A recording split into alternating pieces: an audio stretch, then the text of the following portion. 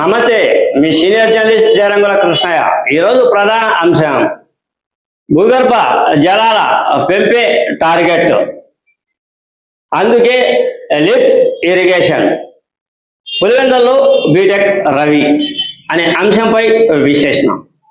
పులివెందుల నియోజకవర్గంలో తెలుగుదేశం నేతలు ముఖ్యంగా మంచినీటిపై, అటు తర్వాత సాగునీటిపై దృష్టి సారించారు.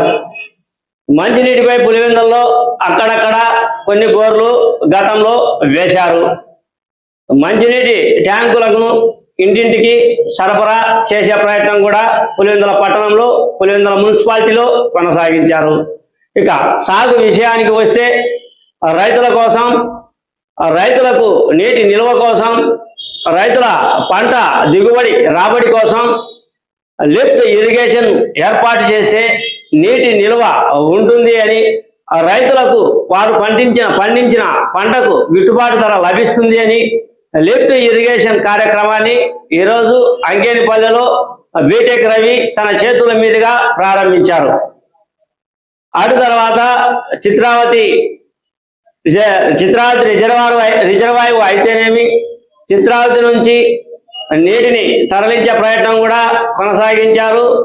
ఎర్రబల్లె చెరువుకు నీటిని అందించే కార్యక్రమాన్ని కూడా కొనసాగించారు.